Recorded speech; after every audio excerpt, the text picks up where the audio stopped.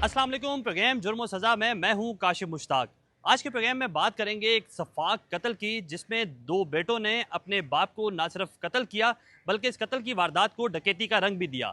इन दोनों बेटों ने अपने बाप को ना सिर्फ कत्ल की प्लानिंग में जो है वो एक दोस्त को शामिल किया, बल्कि दोस्त को शामिल करने के बाद दोनों की जानिब से प्रॉपर प्लानिंग की गई और एक 38,000 रुपये का जो है वो वेपन खरीदा गया।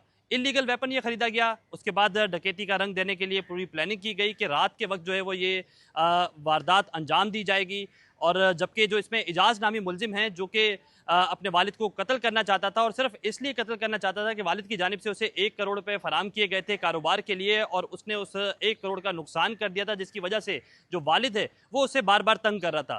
ताहम इजाज़ की जानिब से जमशेद अपने भाई को भी इस कत्ल के प्लान में शामिल किया गया। उसके बाद उनका एक करीबी दोस्त था शिराज, उसे भी शामिल किया गया और सिर्फ शिराज को ये कहा गया कि तुम्हें 15,000 रुपये देंगे और एक आईफोन देंगे, जिसके बाद जो है तुम इस कत्ल की वारदात में हमारे साथ शामिल हो जाओ। शिराज को अपने घर बुलाया गया और वालिद के और वालदा के सोने का इंतज़ार किया गया। जैसे ही वो दोनों रात के कोई 2:30 के करीब सोए, उसके बाद शिराज ने जो है वो वेपन निकाला और वालिद को जो है वो एक सर पर गोली मारी। ना सिर्फ ये वाक़या यहाँ तक ख़त्म होता है, बल्कि इसमें यह भी देखा गया कि बड़ी होशियारी के साथ उस खोल को जो है वो वहाँ से गायब किया गया। शिराज को घर से रवाना किया गया और रवाना करने के बाद ये रंग दिया गया कि शिराज जाते हुए जो है वो डकैती के दौरान इजाज़ की मोटरसाइकिल भी लेकर गया और साथ साथ इजाज़ का जो मोबाइल फ़ोन है वो भी लेकर गया। इसके बाद इब्राहिम हैदरी पुलिस की जानिब से मुकम्मल तौर पर इस वाक़े की तफ्तीश शुरू कर दी गई। मशकूक वाक़े को जो है वो जब देखा गया तो पता ये चला कि ये डकैती नहीं है बल्कि प्रॉपर एक कत्ल है। इस वाक़े का जो मुकदमा है वो 302 के तहत जो है वो दर्ज किया गया और दर्ज करने के बाद इन्वेस्टिगेशन को आगे बढ़ाया गया। अब सिचुएशन ये है कि तीनों मुल्ज़मान को जो है वो गिरफ्तार कर लिया गया है। उन मुल्ज़मान की जानिब से इंकशाफ भी किया गया है कि उनकी जानिब से जो है वो ये कत्ल की वारदात जो है वो सामने आई है। ताहम इस हवाले से अब पुलिस मजीद इन्वेस्टिगेशन भी कर रही है, मुकदमा दर्ज कर लिया गया है। जबकि इस वाक़े में एक और पहलू भी है कि जो मकतूल हैं उसकी जो बीवी है वो भी इस वाक़े में मुबैना तौर पर मुलविस लगती है। ताहम पुलिस की जानिब से इस वाक़े की तफ्तीश जारी है। प्रोग्राम में आगे चलते हैं और इस हवाले से आगे बात करते हैं।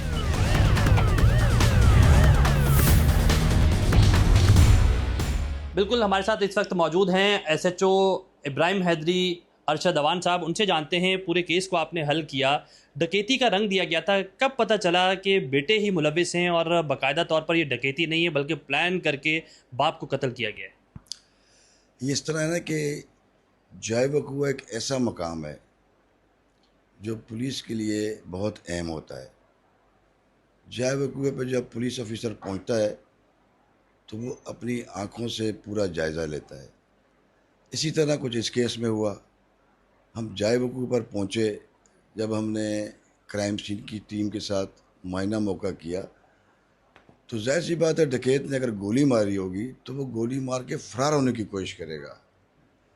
मगर हमें काफ़ी कोशिश के बाद भी जो है हमें वहाँ से खोल नहीं मिला। जब खोल नहीं मिला तो हमें ये यकीन होने लगा कि ये डकैती नहीं है, इसके पीछे कुछ और ही मर्रोकात हैं, जिस पे हमने तफ्तीश शुरू कर दी। जब हमने तफ्तीश शुरू की, मुद्दइयों से मिले, एजाज से मिले जो मकतूल का बेटा था, उसको थोड़ा सा हमने इंटरोगेट किया, शामिल तफ्तीश किया, तो उसने हमें रियल स्टोरी बता दी कि ये मैंने प्री प्लान अपने भाई जमशेद के साथ मिलके, अपने दोस्त का सहारा लेके हमने अपने वालिद को ख़ुद कत्ल किया और हमने उसको डकैती का रंग देने की कोशिश की। यही नहीं, वो इतना शातिर था कि उसने वकूए से खोल उठा के अपनी जेब में रखा और अपने दोस्त को अपना मोबाइल और मोटरसाइकिल भी दिया कि ये आप ले जाओ। उसके बाद फिर जब उसने इंट्रोगेट किया हमने इसको, तो उसने कहा कि जी मैं मोबाइल भी बरामद करा देता हूँ, मोटरसाइकिल भी बरामद करा देता हूँ, और हमने अपने वालिद साहब को क्यों मारा आपको वो भी असल वजह बता देता हूँ। तो हमें बड़ी हैरत हुई कि ऐसी औलाद भी दुनिया में है जो चंद पैसों की खातिर जो है अपने हकीकी वालिद को इस तरह कत्ल करवा सकती है, और वो भी किराए के कातिल से, एक मोबाइल फ़ोन की, आईफोन की लालच देकर और उसको चंद पैसों की लालच देकर। उसने बताया कि भाई मैंने अपने वालिद साहब को इसलिए मर्डर कराया कि उसने हमें बिज़नेस के लिए 1 करोड़ रुपया दिया था तीनों भाइयों को। वो जो है हमने कारोबार करने के बजाय अपने दोस्तों के साथ सैर व तफरीह में आगे पीछे घूम के खा ली, और वो हमसे पैसों का तकाजा कर रहा था। उसने हमें मुतअद्दिद बार मारा पैसों की खातिर, और वो वजह बनी कि अब हमारा वालिद हमें नहीं छोड़ेगा। हमने फिर ये दोनों भाइयों ने मिलके कत्ल की साजिश की और उस साजिश को हमने पाया तकमील तक पहुँचाया। जब ये वारदात हुई घर के अंदर तो मकतूल की बीवी भी मौजूद थी। अब तक पुलिस की इन्वेस्टिगेशन में क्या बीवी का कोई करैक्टर सामने आया? क्या वो भी अपने बेटों के साथ इस वारदात के अंदर मुलविस थी? चूँकि फायर हुआ, एक घर के अंदर एक डेड बॉडी पड़ी हुई है, उसके बावजूद किसी को ना फायर का पता चला, ना डकैत के आने का मुबैना तौर पर पता चला। कैसे आपको ये इन्वेस्टिगेशन में लगता है? असल में इस चीज़ पे हमने बहुत गौर किया। अब चूँकि इन्वेस्टिगेशन विंग अलग है और इस चीज़ पे क्या आया कि उसकी वालिदा मुलविस है, क्या उसके और कोई दीगर वालिदैन के साथ, वालिद की वालिदा के साथ उसका कोई भाई या और कोई रिश्तेदार मुलविस है, उस पर तफ्तीश जारी है। चूँकि मुल्ज़मान रिमांड पर हैं और उनके ख़िलाफ़ भी एविडेंस जो है इकट्ठी की जा रही है। अगर वालिदा भी मुलविस हुई तो यकीनन उसको भी मुकदमे में गिरफ़्तार किया जाएगा। अच्छा, ये बताया गया कि इल्लीगल तौर पर वेपन ख़रीदा गया। हमने माजी में भी ऐसे केसेस देखे हैं। ना सिर्फ वेपन इल्लीगल तौर पर ख़रीदा जाता है बल्कि शहर के अंदर रेंट पर जो है वो वेपन हासिल कर लिया जाता है। 8 से 10 हज़ार रुपये रेंट पर एक दिन के लिए जो है वो ये मिल जाता है वेपन। क्या कहेंगे, ऐसे कैसे मिल जाता है ये वेपन? इनको कैसे मिल गया? इन्होंने इन्वेस्टिगेशन में कैसे बताया? हाँ, आपने बिल्कुल दुरुस्त फरमाया कि ऐसी रावरी की वारदातों में एक ग्रुप दूसरे ग्रुप को किराए पे पिस्टल देते हैं, मगर यहाँ कुछ इस तरह चीज़ सामने आई कि इसने 38,000 का जो है इसने पिस्टल ख़रीदा और वो भी जाके ठट्टा किया दूसरे कोई मच्छी जानने वाला था इसका, जो बिज़नेस कारोबार करते थे, उससे लेकर आया था ये, और इसने अपनी तहवील में रखा रहा। जिस दिन इसने शिराज को बुलाया उस रात को उसी ने अपने घर से निकाल के शिराज को पिस्टल हैंड ओवर किया और शिराज उस पिस्टल को भी लेके गया, जो बाद में शिराज ने हमें बरामद भी कराया आला कत्ल। तो ये ख़रीद के एजाज़ खुद लाया था। बहुत शुक्रिया। बिल्कुल बड़ी सफाकियत के साथ जो है ये कत्ल किया गया है। पुलिस की जानिब से बेहतरीन इन्वेस्टिगेशन की गई और फौरी तौर पर इस केस को जो है वो हल किया गया है। अब देखना ये है कि जो मुकदमा दर्ज किया गया है, क्या उस मुकदमे के तहत इन मुलजमान को सज़ा हो पाती है। चूँकि इन्वेस्टिगेशन बहुत ज़्यादा कमज़ोर मुख्तलिफ मकामात पर हमें नज़र आती है, जिसकी वजह से इस तरह के मुकदमात में जो मुलजमान हैं बड़ी आसानी से छूट जाते हैं। इसी केस के अंदर जो मुलजिम शिराज है वो इससे कबल भी जेल जा चुका है और 4 माह बाद ही जो है वो जेल से वापस भी आ गया और उसके बाद इस कत्ल में वो मुलविस निकला है। पुलिस की जानिब से इन्वेस्टिगेशन जारी है। देखते हैं कि ये इन्वेस्टिगेशन कहां तक पहुंचती है।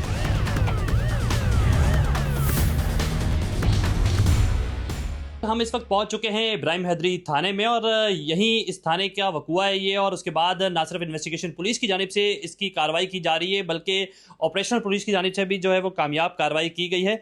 मुलजमान यहाँ मौजूद हैं। सबसे पहले हम बात करेंगे जो मरकजी मुलजिम हैं जिसने बाप के कत्ल का पूरा प्लान बनाया, और ये कैसे प्लान बनाया इसी से जानते हैं। क्या नाम है तुम्हारा? एजाज। इजाज़, क्या किया, कैसे किया, पूरी डिटेल बताना। जी सर, ऐसे मतलब इस वाक़े से 5-6 दिन पहले ये प्लान बनाया। फिर मैंने इससे बात करी, ये जो मेरे बराबर में शिराज, फिर ये मान गया। फिर मैं इसे लेके गया, इसने वारदात करी, फिर वहाँ से ये गायब हो गया। शिराज कौन है? शिराज ये मेरे बराबर में खड़ा हुआ है। तुम्हारा क्या लगता है? मेरा कुछ नहीं लगता। नहीं तो ये कैसे प्लान बनाया? और तुम्हें अपने वालिद को कत्ल करते हुए ज़रा भी जो तुम्हारे एहसास है वो नहीं जागे? उस टाइम पे नहीं जागे, अभी मिसाल के तौर पे अफसोस कर रहा हूँ। फिर ये प्लान किया कैसे? ये पहले भी किया था, फिर मेरे जहन से बात निकल गई थी साल पहले। फिर अचानक फिर मसले बढ़ने लगे, फिर मैंने इससे बात करी। ये पहले भी मेरे ख़्याल से जेल जा चुका था, मुझे यकीन था कि ये कर पाएगा।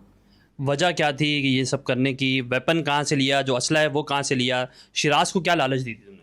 शिराज को पैसों की लालच दी थी, इससे ज़रूरत थी पैसों की। और वेपन मैंने फैसल से लिया था, पठान है फैसल। ठीक है जी, उसी से लिया था। और ये पूरा ड्रामाई अंदाज में इसको डकैती का रंग देने का ये प्लान किसका था?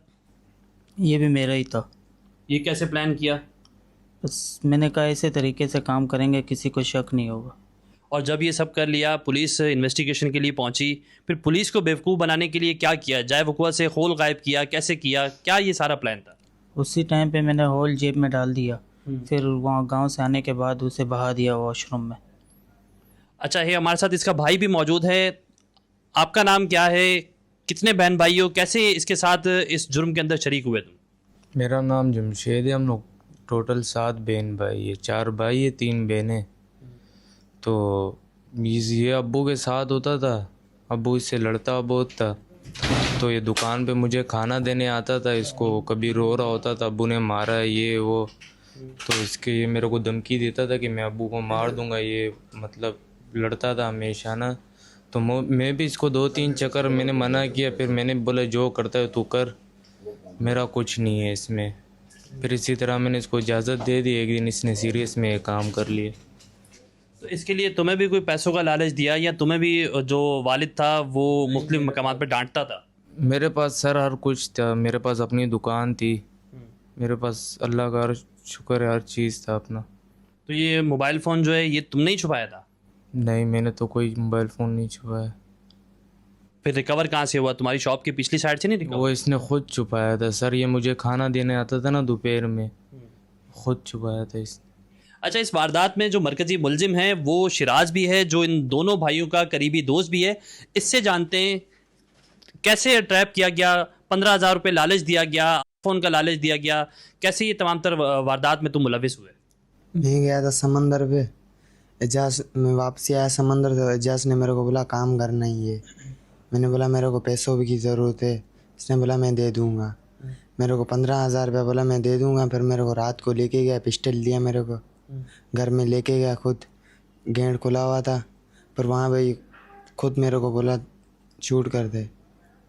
फिर मैंने शूट कर दिया। तो ये फायर तुमने ही किया या फिर इजाज़ ने पकड़ के तुमसे पिस्टल वो फायर किया गया? जी मैंने किया। और ख़ुद फायर किया था? और किस चीज़ के लिए 15,000 रुपये लालच दिया और उसके साथ फ़ोन का लालच दिया था? 15,000 और आईफोन दोनों नहीं मिले मेरे को। तो तुम्हें खौफ नहीं आया कि किसी के वालिद को तुम इस तरह कत्ल कर रहे हो, पुलिस से पकड़े जाओगे, कल को इन्वेस्टिगेशन होगी, दोबारा जेल जाओगे? इससे पहले जेल जा चुके हो, किस सिलसिले में गए हो? मैं वो अंजाम था, मेरा शादी हुआ हुआ जना का केस था वो। हाँ, वो पहले अंजाम था। कितने अरसे जेल रह चुके हो? और 4 महीना। और फिर वापस बाहर कैसे आए? जमानत पे। बिल्कुल, ये तीनों मुलजमान यहाँ मौजूद हैं। सफाकियत के साथ जो है वो ये कत्ल किया गया है। पुलिस की जानिब से अब भी इन्वेस्टिगेशन जारी है। ना सिर्फ दोनों बेटों ने मिलकर इस पूरे जो प्लान है इसको तरतीब दिया, बल्कि इनकी जानिब से ये भी इंकशाफ किया जा रहा है कि इससे पहले भी इस तरह का प्लान जो है वो ये तरतीब दे चुके हैं और मुख्तलिफ मकामात पर इन्होंने ये सोचा कि एक वेपन ख़रीदा जाए। बाकायदा जो है वो ये वेपन ख़रीदा गया और इस शहर का ये अलमिया है कि यहाँ रेंट पर वेपन मिलता है और अगर आप इलीगल तौर पर भी अगर असला लेना चाहते हैं तो असला लिया जा सकता है। हमारी इस हवाले से additional IG Karachi, IG Sindh से भी बात हुई। उनकी जानिब से भी कहा जाता है कि शहर के अंदर इस तरह के वेपन जो है वो मौजूद हैं और उसके लिए पुलिस की जानिब से कार्रवाइयाँ की जा रही हैं। लेकिन साथ साथ इन मुलजमान की जानिब से ना सिर्फ वालिद को कत्ल किया गया, उसको ड्रामाई अंदाज में जो है वो डकैती का पूरा एक रंग दिया गया और रंग देने के बाद इस तमाम तर कार्रवाई को अमल में लाया गया है। एक क्वेश्चन इनसे और भी करेंगे, इस सारी वारदात के अंदर क्या आपकी वालदा भी मुलविस हैं? नहीं। तो जब ये फायर हुआ उसके बाद से वो वालदा को ना फायर की आवाज़ सुनी ना किराएदारों को आवाज़ सुनी, तो ये कैसे हो सकता है? वो अचानक उठी थी, फिर उसके बाद फिर मैं भी ऊपर गया था बस। तो इस वारदात के कुछ दिन बाद वालदा भी जो है वो फरार हो गई। किसने कहा है आपसे? मैं आपसे पूछ रहा हूँ। नहीं हुई थी, वो तो मैयत के साथ गाँव गई थी। बिल्कुल, पुलिस की जानिब से ये दावा किया जा रहा है कि ये पूरी फैमिली जो है वो इस वारदात के अंदर मुलविस है और ये जो मरकज़ी मुलजिम इजाज़ है ये इस वारदात के बाद बाकायदा बलूचिस्तान के रास्ते से कोयटा भी फ़रार हुआ और उसके बाद दोबारा पुलिस की जानिब से इस वाक़े को इन्वेस्टिगेट किया गया और जो मकतूल है उसके भाई की मुद्दत में जो है ये मुकदमा दर्ज किया और इन्वेस्टिगेशन अब भी जारी है। प्रोग्राम में आगे भी चलते हैं, SSP मलीर से भी इस हवाले से बात करेंगे और जानेंगे कि वो इस इन्वेस्टिगेशन को कैसे देखते हैं और इस मुकदमे का आखिर अंजाम क्या होगा।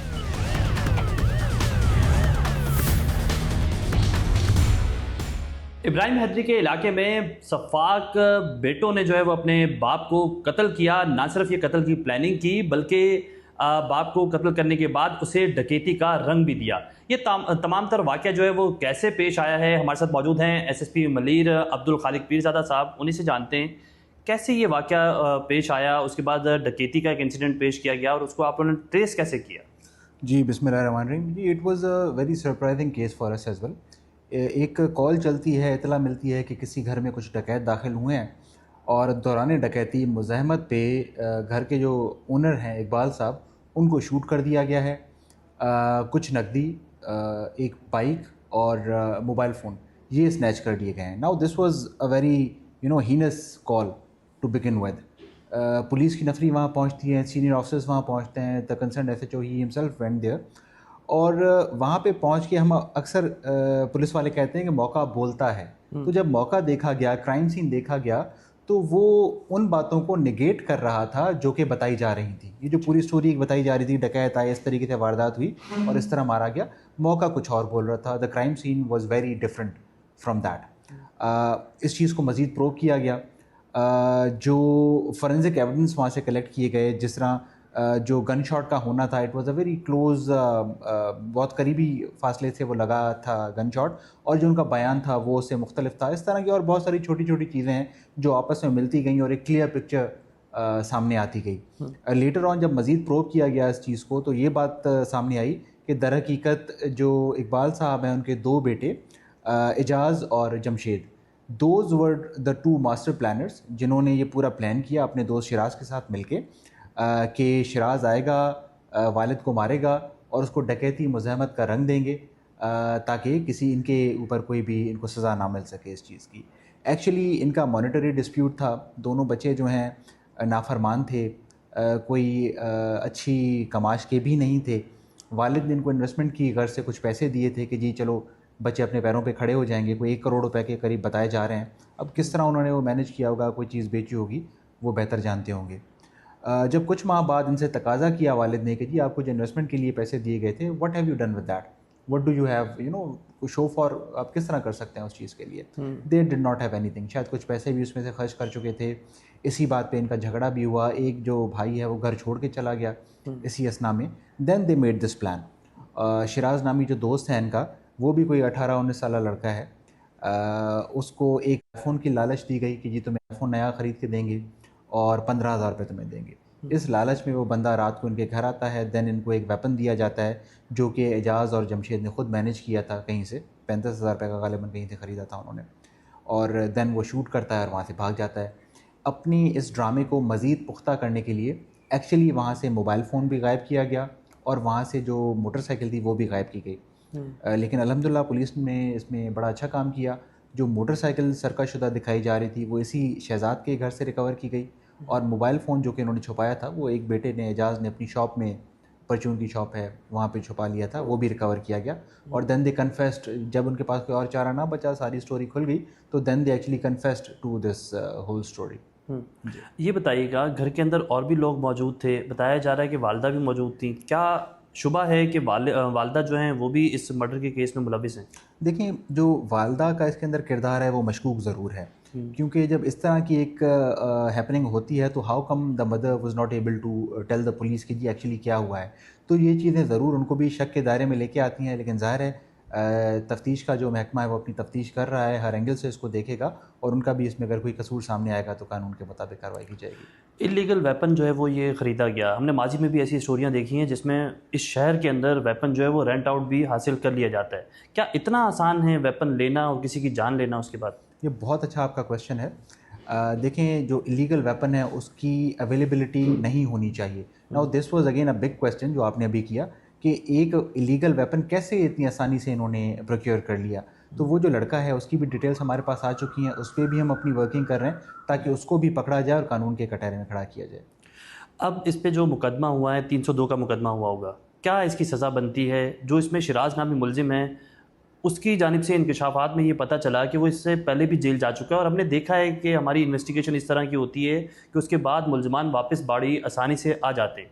क्या करेंगे इस केस में आप? देखें, this is a very important case, it's a very heinous case, और अपनी सेंसिटिविटी की वजह से मीडिया की भी जीनत बना हुआ है। वी विल मेक श्योर कि इसको हर तरीके से हम एक अच्छे से अच्छा स्ट्रॉन्ग केस बनाएं और प्रोसिक्यूशन को किसी किस्म की कोई प्रॉब्लम ना आए। शवाहिद हमारे पास हैं, they have confessed to everything, और उस कन्फेशन को बैक करने के लिए जो फिज़िकल एविडेंस है वो भी अल्हम्दुलिल्लाह हमारे पास है। तो आई एम वेरी होपफुल इंशाल्लाह कि अल्लाह ने चाहा तो उनको ज़रूर सज़ा मिलेगी और बड़ी सख्त सज़ा मिलेगी। 3 करैक्टर है इसमें, शिराज है, जमशेद है, एजाज है। इनका मास्टरमाइंड कौन था? किसने प्लान किया कि जाए वकुआ से फायर के बाद होल गायब करना है, वेपन कहाँ से लेना है और इसको डकैती का रंग देना है? क्या समझते हैं, क्या इन्वेस्टिगेशन में पता चला है? अभी तक की जो हमने तफ्तीश की है उसके मुताबिक Ejaz seems to be the master planner. All दो तीनों दो भाई हैं, एक दोस्त है, they are very closely knit with one another, but Ejaz seems to be the master planner of this whole episode. जो ये 302 का मुकदमा है, इसकी अमूमन सज़ा कितनी होती है? देखें, सज़ाए मौत तक हो सकती है, बड़ा हीनस ऑफेंस है। और ये जो ऑफेंस है ये एक आम 302 नहीं, आम कत्ल नहीं है। देखें, बेटे अपने दोस्त के साथ मिलके बाप को कत्ल कर रहे हैं। ये मैं समझता हूँ जो केस है ये हमारे माशरे के एक बड़े डार्क पहलू की तरफ भी निशानदेही करता है। ये बात मैं पहले भी कह चुका हूँ। हमारे जो अकदार हैं वो इतना गिर चुके हैं कि चंद रुपयों की खातिर, एक मोबाइल फ़ोन की खातिर जान ले ली जाती है। This is a very sensitive case और इंशाल्लाह वी विल मेक श्योर कि इसको हर तरीके से हम प्रोसिक्यूशन के लिहाज से बड़ा स्ट्रॉन्ग केस बनाएं ताकि इनको सज़ा भी मिले और ये एक मिसाल बने उन लोगों के लिए जो शायद कभी ऐसी प्लानिंग करना चाह रहे हो, ताकि वो इस बात से बाज आएं।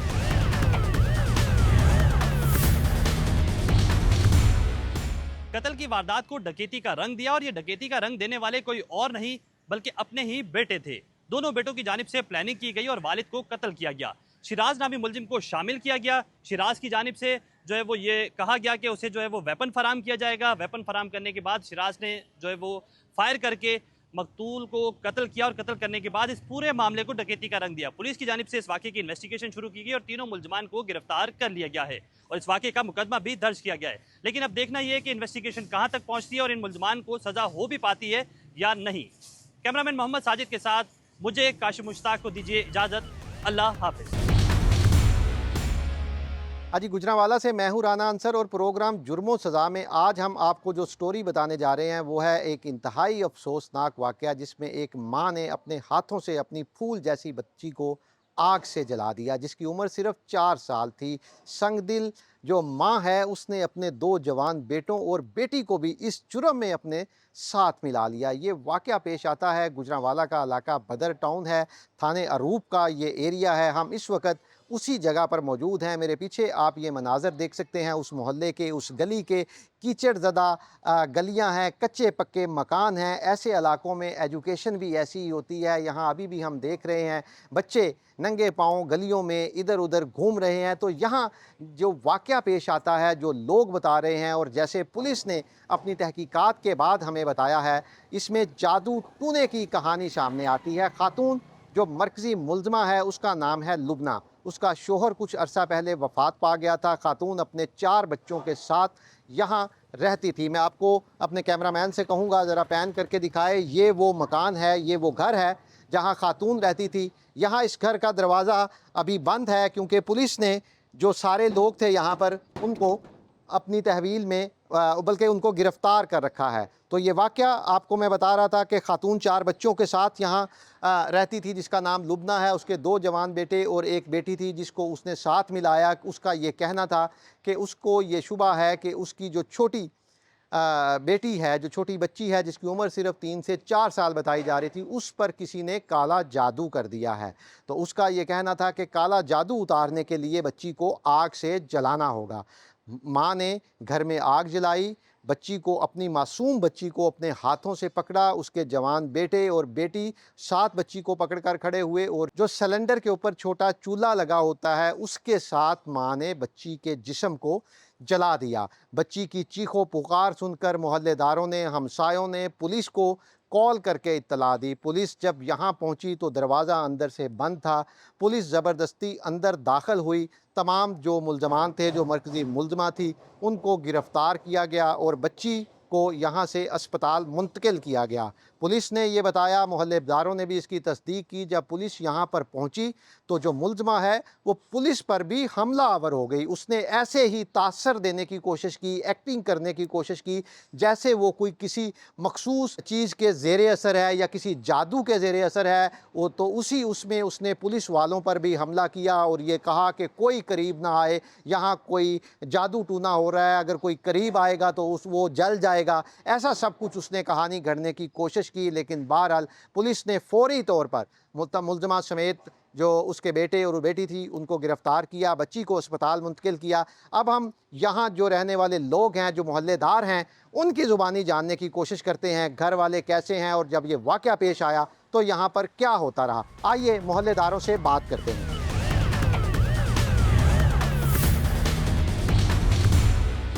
अजी, सबसे पहले हम यहाँ जो मोहल्लेदार हैं उनसे बात करने की कोशिश करते हैं कि ये फैमिली कैसी है और ये वाक़या किस तरह से पेश आया। अस्सलाम वालेकुम। वालेकुम सलाम। अपना नाम बताइएगा। अली सकलैन। अच्छा अली सकलैन, जो बात आपने सुनी है, ये जो वाक़या पेश आया, ज़रा इसके बारे में बताइएगा, क्या हुआ है?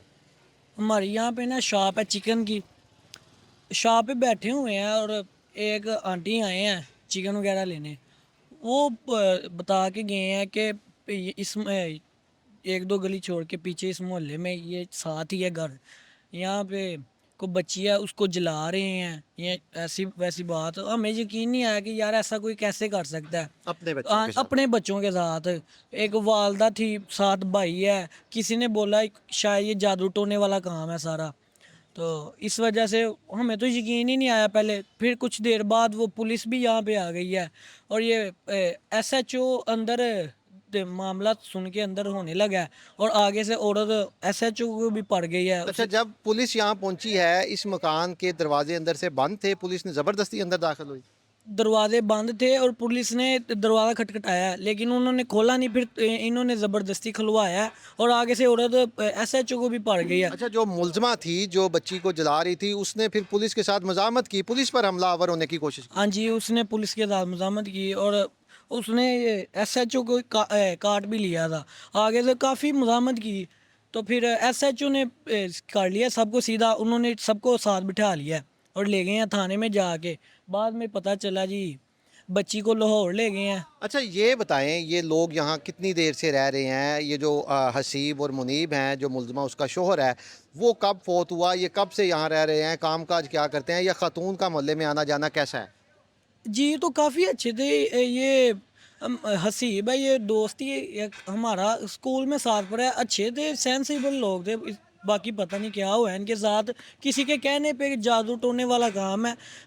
सही सोच बूझ वाले जी थे इनको। मतलब आपका ख्याल है बच्चे ठीक थे, जो मुलजमा जो उनकी माँ है लुबना जिसको कहा जा रहा है, वो जादू टोने वाले काम करती थी? ये तो इस मामले का नहीं सारा पता, लेकिन किसी के सुना है हमने कि ये जादू टोने के, किसी के कहने पे, किसी के कॉल पे ये बात हुई है जादू टोने वाले से। उसने बोला जी अपनी बच्ची को ऐसे करो, या जैसे भी किसी ने बोला है उन्होंने किया है। काफ़ी लोग 2-3 दिन से इनके घर में झगड़ा वगैरह होता रहा है, पता नहीं क्या बात है। वालिद उस बच्ची का फोत हो गया था। अच्छा, आप बताएं, ज़रा ये बताएं, जब ये सारा वाक़या पेश आ गया, मोहल्लेदार यहाँ, क्या इस वाक़े के बारे में लोगों का रिएक्शन है? लोग क्या? लोगों का रिएक्शन सर यही है, फिर फ़िलहाल जो मामला हुआ ये ऐसा होना नहीं चाहिए था। 3 साल की बच्ची है, जुल्म तो है ना, जुल्म काफ़ी ज़्यादा, किसी हद तक देखा जाए तो काफ़ी जुल्म है। कोई भी शायद देखे ना तो वालदा का इतना हौसला और जिगरा नहीं होता कि वो खुद अपनी बच्ची को अपने हाथों से जलाए। ये चाहे जो भी मकसद है, ये हुआ काम गलत हुआ है। अच्छा, हर ये बंदा जो- यही कह रहा है कि ये गलत हुआ है, होना नहीं चाहिए था। ये जो जादू टूने की हम बातें सुन रहे हैं, क्या सुना आपने? खातून वो कुछ जादू उतार रही थी, कर रही थी, क्या हो ये रहा ना था? जादू टूने वाली बात ये है सर कि एक दिन पहले जो है ना वो बारिश का कोई मौसम ख़राब हुआ था, बारिश वगैरह आई थी, हवा चल रही थी। उसी वजह से ये जो ना इन्होंने एक्शन किया कि वो हवा में कुछ चीज़ें आई हैं, वो बच्ची पर हमलावर हुई हैं। उन्होंने कहा जी बच्ची जो है ना तंग आ रही थी, ऐसे ऐसे है, लेकिन बात मानने में नहीं आती कि 3 साल की बच्ची क्या कर सकती है सर। बस ये बातें हैं कुछ। अच्छा, वो मतलब जो मुलजमा है, जो बच्ची की माँ है लुबना, वो ये ऐसी बातें कर रही थी कि जो आंधी आई है तो उस हवा में कोई ऐसी जादू की चीज़ें आई हैं जिसका बच्ची पे असर हुआ है और वो असर उतार रही है, इस तरह की बातें कर। ये बातें ये ऐसे ही हुई हैं सर। वो कह रही थी कि वो हवा आई है, हवा में कुछ चीज़ें आई हैं, वो बच्ची पे हमलावर हुई हैं।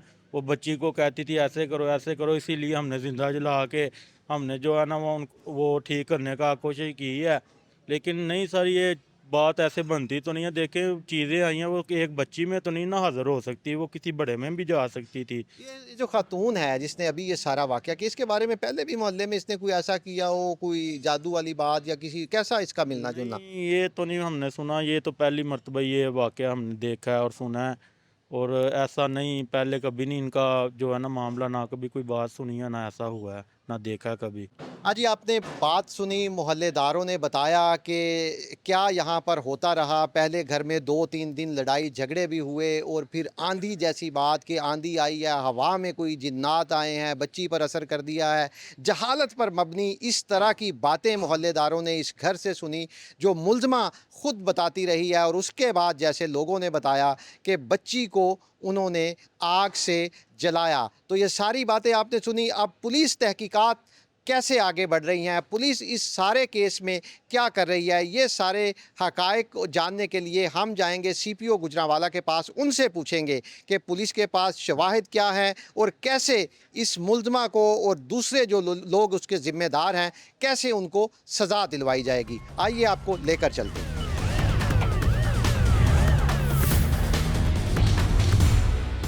अजी 4 साला मासूम बच्ची को आग से जलाने का वाक़या और मुल्ज़मा भी उसी बच्ची की हकीकी माँ। इस सारे केस में पुलिस अब क्या कर रही है, पुलिस ने किस तरह इस जो मुल्ज़मा है और उसके साथ जो उसके दूसरे बेटे और एक बेटी है उसको कैसे गिरफ़्तार किया, ये जानते हैं हम CPO गुजरांवाला डॉक्टर गियास गुल साहब से। सर बताइएगा, जब ये पता चला था, ये सारा मामला हुआ, पुलिस को मोहल्लेदारों ने शायद इतला दी थी, तो क्या पुलिस ने देखा जब पुलिस वहाँ पहुँची? 15 पे कॉल चली थी, मोहल्लेदारों ने बताया कि जी बच्ची के चीखने की आवाज़ें आ रही हैं और हमें शक है कि वहाँ पर शायद कोई इस तरह का अमल किया जा रहा है।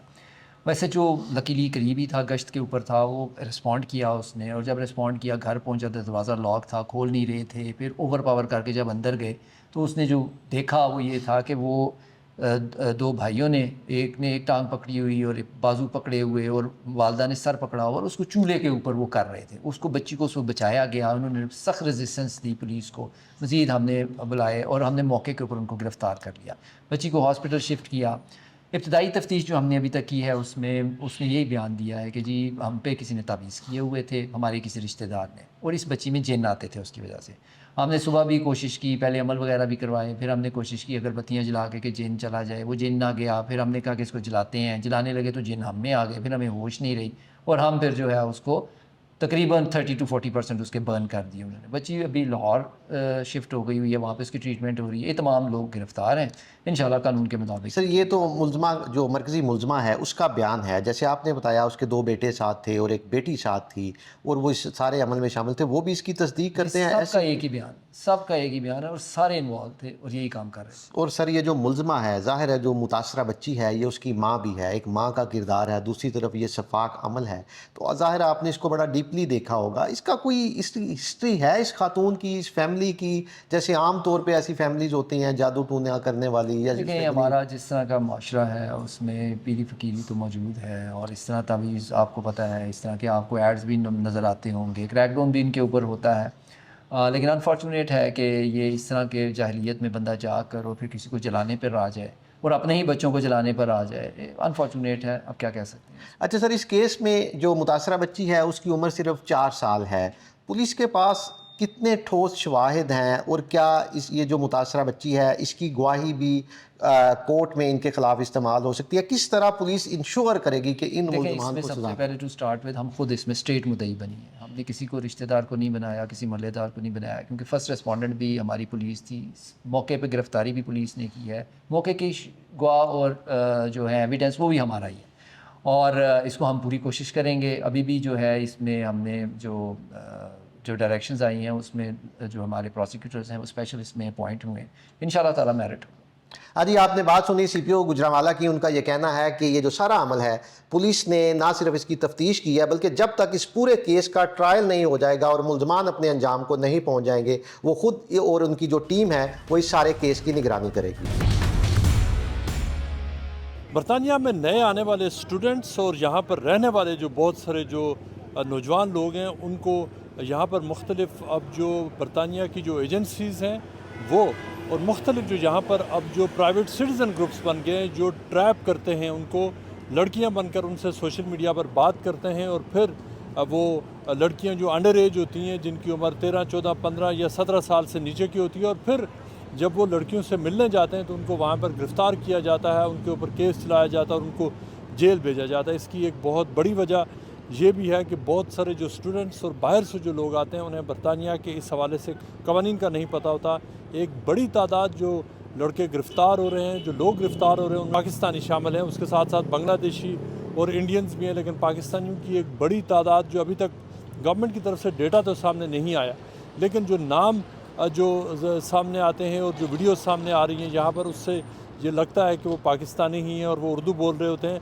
हम बात करते हैं क्रिमिनल लॉ एक्सपर्ट बैरिस्टर ग़ुलाम मुस्तफ़ा के साथ, जो मुख्तलिफ़ केसेस से भी डील कर चुके हैं। मुस्तफ़ा साहब, ये बताएं कि ये हो क्या रहा है यहाँ पर, जो बच्चों को ट्रैप किया जाता है, लड़कों को ट्रैप किया जाता है? कोई भी किसी भी किस्म की जो बच्चों की एक्सप्लॉयटेशन है, चाइल्ड अब्यूज़ है, डोमेस्टिक वायलेंस है, इसको लेके गवर्नमेंट काफ़ी सख्त पॉलिसियाँ जो है वो लेके आ रही है। तकरीबन 2013 ऑनवर्ड्स जो है गवर्नमेंट ने काफ़ी ज़्यादा सख्तियाँ लेके आई है। अब उसमें अक्सर जो देखने में आ रहा है और जिसमें अनफॉर्चुनेटली हमारी कम्युनिटी के जो बच्चे जो आजकल यहाँ यूके में नए नए शिफ्ट हो रहे हैं, स्टूडेंट वीज़ा के ऊपर आ रहे हैं, इस तरह के रेलेवेंट वीज़ाज़ के ऊपर आ रहे हैं, वो उनका यहाँ के जो माशरा है, जो यूके की जो कानून है, उनसे उनको बिल्कुल इल्का जानम नहीं है, उनको इल्म नहीं है इस चीज़ का कि यहाँ पे ये काफ़ी सीरियस ऑफेंसेस माने जाते हैं। कोई अगर लड़की आपको कहती है कि मैं अंडर एज हूँ मगर मैं फिर भी आपको मिलने के लिए आ रहा हूँ, आप यहाँ पे अंडर एज अगर चिल्ड्रन को मिलेंगे, अगर अंडर एज लड़की को मिलने के लिए आप प्रॉमिस करेंगे या उसको किसी जगह पे मिलने के लिए जाएंगे, तो ये इटसेल्फ चाइल्ड एक्सप्लॉयटेशन में आता है। पर ये बताएं कि कौन कौन सी ऐप्स हैं जहाँ पर जो ये सारा मामला शुरू होता है, और कौन से वो तरीक़ाकार है जिससे जो मर्द हज़रात हैं इनको ट्रैप किया जाता है? तो किस किस्म की तस्वीर उनको भेजी जाती हैं या लगाई जाती हैं और फिर वो एंट्रैपमेंट में आते हैं? देखिए, इसमें जो सोशल मीडिया की ऑलमोस्ट सारी जो ऐप्स हैं ना, वो इसमें इन्वॉल्व हैं। कोई एक पर्टिकुलर ऐप्स नहीं है जिसके अंदर जाके करते हैं। उसके अलावा यहाँ पे कुछ इनक्रिप्टेड ऐप्स जो हैं वो आजकल उसका रुझान भी चल रहा है। अभी रिसेंटली मैं चेक कर रहा था कि गवर्नमेंट ने एक जो जर्मनी की गवर्नमेंट है उन्होंने एक जो है वेबसाइट डार्क वेब के ऊपर एक ऐप जो है उसके अंदर उसको पकड़ा है और उसके अंदर से 63 यूके के जो हैं सिटीज़न निकले, जो यूके के अंदर जो रहायशी लोग हैं वो निकले, जो क्रिप्टो करेंसी के ज़रिए पेमेंट करके तो जो बच्चों की तस्वीर या बच्चों की वीडियो या इस तरह की जो एक्टिविटीज़ हैं उनके अंदर शामिल थे, और उसमें से तकरीबन 30 के करीब लोगों को पकड़ा जा चुका है। जो अभी तक जितने भी केसेस आए उसमें होता ये है कि लड़कियों की तरफ से तस्वीर लगाकर वो उनको फ्रेंडशिप भेजी जाती है या उनसे बातचीत शुरू की जाती है। क्या ये एक साइन इटसेल्फ नहीं होता कि अचानक एक लड़की है वो किसी से रब्ता कर रही है, दोस्ती करना चाहती है और फिर मिलना भी चाहती है, लेकिन कहीं पर वो जो मिलने वाले शख्स को ये भी बता देती है कि मेरी उम्र 18 साल से कम है? ये क्या होता है? देखिए, जब आप कोई आपको ओवर दी एज ऑफ 18 बताता है, आपसे दोस्ती शुरू करता है, इवेंचुअली किसी भी वक्त किसी भी मौके के ऊपर वो आपको बता दे कि मैं अंडर एज हूँ, आपको वहीं पे रुक जाना चाहिए। और दूसरे नंबर पे देखिए, अगर आपका दोस्ती का सोर्स क्या है, क्या वो आपके साथ काम करती है, फिर तो आपकी सिमिलर एज होंगी, आपके साथ पढ़ती होंगी तो सिमिलर एज होंगी। अगर आपके साथ वो पढ़ती भी नहीं है, सिमिलर एज भी नहीं है, काम भी नहीं करती, और एकदम से आपको सोशल मीडिया के ज़रिए एक लड़की ने तस्वीरें भेजनी शुरू कर दी और आपने उसके साथ चैटिंग शुरू कर दी, और इवेंचुअली अगर तो उसने आपको अपनी एज बता दी किसी भी मौके के ऊपर, और उसके बावजूद आप उससे मिलने के लिए रेडी हुए या उसको किसी जगह पे आपने होटल में किसी जगह पे बुलाने की कोशिश की, तो आपने एक किस्म का यूके के अंदर जो है वो क्राइम कमिट कर लिया हुआ है। ना कि सिर्फ ये कि आप जब तक वो कुछ आप उनको कुछ करें नहीं, तो आपका क्राइम वहीं पे कमिट हो जाता है। ये बताएं कि जब ये जाते हैं लड़के मिलने के लिए, तो वहाँ पर पुलिस ने क्या इंतजाम किए होते हैं या जो हंटर ग्रुप्स होते हैं, और किस तरह उन्हें पकड़ा जाता है? देखिए, इन्वेस्टिगेटिंग अथॉरिटीज़ जो होती हैं वो तो डिफरेंट तरीके इस्तेमाल करती हैं, सारों के ऊपर तो बात नहीं की जा सकती, मगर ये है कि जो यहाँ पे काउंसिल्स के साथ मिलके काम किया जाता है, उसके अलावा यहाँ पे वो कैमरास लेके ऑलरेडी होते हैं, वहाँ पे मौजूद होते हैं। आपने सोशल मीडिया पे वीडियोस देखी होंगी कि एकदम से जो है वो सिविल में कुछ लोग होते हैं, वो एकदम से लड़के के इर्द गिर्द हो जाते हैं और वो कहते हैं कि आप यहाँ पर क्या कर रहे हो, किसको मिलने आए हो। फ़ोन उसी वक्त ले लिया जाता है और आपके फ़ोन के अंदर जितना भी डाटा होता है उसको डाउनलोड कर लेती है पुलिस जो है, और उसके बाद फिर जो है आपके खिलाफ क्रिमिनल प्रोसीजिंग जो है वो शुरू हो जाती है। क्या आप कहेंगे हुकूमत पाकिस्तान से कि वो जो स्टूडेंट्स यहाँ पे आते हैं, जो अदरवाइज़ यहाँ पर जो नौजवान लोग आ रहे थे, क्या उनका वहाँ पर उनको जो एजुकेशन नहीं दी जानी चाहिए वीज़ा लेते हुए, या उसके बाद कि वो यूके में जाके इस हवाले से कितने सख्त कवानीन और वो कितनी मुश्किल में पड़ सकते हैं? माँ बाप इतने पैसे खर्च करके भेजते हैं और फिर एक छोटी सी गलती पे पूरी उम्र तबाह हो जाती है। बड़ा अच्छा क्वेश्चन आपने किया, और मैं आपको एक बात बताता चलूँ, जैसे यूके की आप फॉरेन कॉमनवेल्थ की वेबसाइट हमारी जो है FCO की वेबसाइट अगर आप देखें तो आप किसी भी मुल्क में जा रहे हैं उसके लिए गाइडेंस बाकायदा मौजूद है। वहाँ पे कल्चर क्या है, वहाँ पे रिलीजन क्या है, वहाँ पे नॉर्म्स कैसे होती है, तो गवर्नमेंट टीच करने की कोशिश करती है ब्रिटिश सिटीजन को कि अगर आप दुबई में जा रहे हैं तो किस तरह का आपको बिहेव करना है, किस तरह आपको उनके कवानीन नहीं तोड़ने। इसी तरह पाकिस्तानी गवर्नमेंट को चाहिए कि जब यूके के अंदर, खासतौर पर यूरोप के अंदर जब जो हमारे स्टूडेंट्स हैं या और जो वर्कर कम्यूनिटी है वो वीज़ा लेके जा रही है, तो उसके लिए कोई ट्रेनिंग सेशन का, कोई कोई ना कोई 1 घंटा 2 घंटे लाइव हो जाए, ऑनलाइन हो जाए, उनको जो है एक ट्रेनिंग दी जाए जिसके अंदर उस कंट्री के बारे में उनको बताया जाए कि वहाँ पे कौन से कवानीन हैं जिनको आपने मलहूज़े हाथर रखना है, जिनको आपने ब्रेक नहीं करना, वो आपको सीरियस ट्रबल में डाल सकते हैं। पाकिस्तानी हाई कमीशन से मैं रिक्वेस्ट करूँगा आपके चैनल के तवज्जो से कि प्लीज़ इसके ऊपर कुछ करें। यहाँ पे जो आपके पास तो डेटा है कि कितने पाकिस्तानी स्टूडेंट्स यहाँ पे हैं, आपके पास डेटा है कि कितने पाकिस्तानी वर्कर्स यहाँ पे हैं, आप इनको प्लीज़ एजुकेट करें ताकि ये यहाँ की जेलों की सज़ा जो है वो ना लें, रादर कि वो यहाँ पे एक अच्छा नाम बनाएं अपने लिए, अपने मुल्क के लिए, अपनी कम्युनिटी के लिए।